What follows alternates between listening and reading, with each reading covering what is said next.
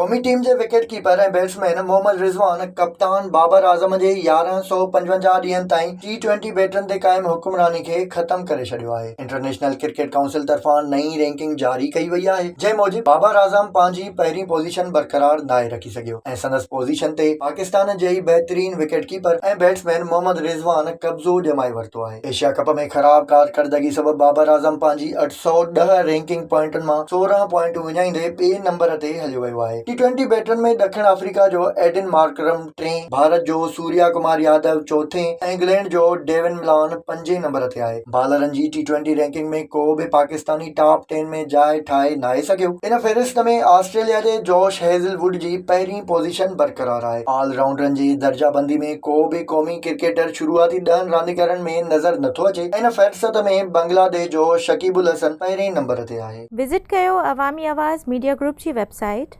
awamiawaz.pk